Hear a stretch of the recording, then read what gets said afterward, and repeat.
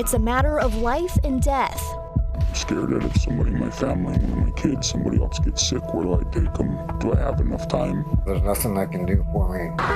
For months, people in Gallup pleaded with local and state leaders to step in and save Rehoboth McKinley Christian Hospital.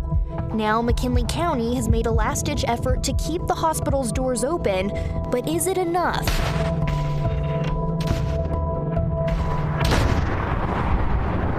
The hospital sign near Gallup makes a promise: your health is our priority. Many say it's a promise not kept. Over the past year, the labor and delivery unit closed. Patients have dealt with broken air conditioning, fickle phones, while the hospital dealt with lawsuits, investigations, and constant financial uncertainty. Patients say they've paid the price. All of a sudden, I just started shaking and sweating and got the chills. During a February visit to RMCH, this man says staff put him in a dirty room and told him to pull himself together. He did not want to be identified. My arm put me in excruciating pain, brought me to tears. I was crying, and she told me, stop crying, it's mind over matter, to man up. After a few hours, he says RMCH staff tried to discharge him and security kicked him out after he demanded to speak to a doctor. A day later, he learned he was having a heart attack. He goes, babe, I lost my sight. I can't see.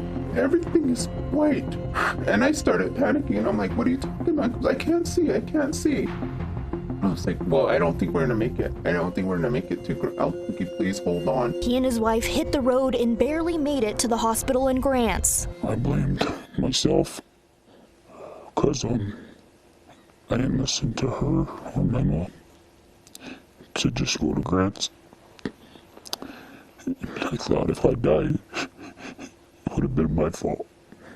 After a heart bypass, William Joe Henderson went to RMCH with no feeling in his legs. They just gave me a shot and sent me home. But 2 days later, Henderson's doctor at UNMH rushed him into a second emergency bypass. There's no blood flow or nothing going to your legs, and they said I was going to have to cut my legs off if I didn't have emergency surgery right away. Both men say they're hesitant to go back to RMCH. I can't trust that place no more. I don't want to lose my legs or my life. I just hope the hospital gets better. The hospital's CEO insists financial struggles have not affected care.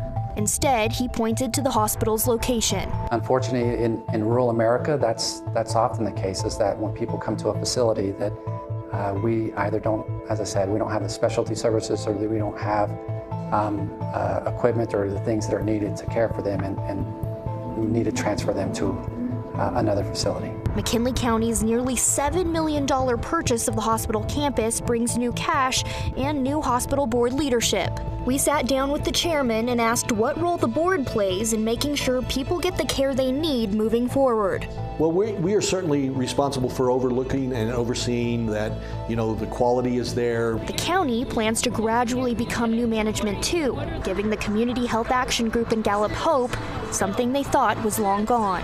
This really feels like a turning point. I think the county in particular is trying to walk a fine line between deliberate and making good decisions with the best information that they have, but they're also trying to move swiftly to ensure that the hospital has what it needs in order to move forward. As the community group, the county, and RMCH follow patient experiences, we will too. For 4 Investigates, Brianna Wilson, KOB 4. To Gallup now, where things are finally looking up for Rehoboth McKinley Christian Hospital. Yeah, for more than a year, we have been following this hospital through a labor and delivery unit closure, multiple investigations, lawsuits, and then severe financial trouble. Now, as Brianna Wilson reported a couple weeks ago, McKinley County actually came in with like a life raft at the last minute before the hospital would have to close for good. But Brianna, this solution has not come without complications. That's right, Tessa. So the hospital recently closed on its almost $7 million sale of the remaining RMCHCS properties bought by McKinley County. Now, the county also forgave nearly $2 million in back rent owed by the hospital. The city of Gallup didn't let RMCH off the hook so easy. Now, city officials placed liens on those properties totaling more than $200,000 in a move to collect on outstanding utility bills. The hospital used its new cash flow to pay that off right away, but it did spark a conversation with hospital, county, and city leaders on how to best move forward together in a way that won't affect the hospital's ability to care for patients. City leaders say that includes not shutting off water and electric. We're going to be a unified front, if I can. Nobody here wants to see us lose our community hospital. I think we've come up with some great ideas that I think we just need to follow through with this now. Now, after paying off bills with the city and a loan from Texas, the RMCHCS board chairman says the hospital is left with about $2.3 million. Its plan of action is to fill the 3 open seats on the hospital board and continue to chip away at the rest of their debts. And Bill Lee says he hopes the hospital will reach financial stability before the end of the year.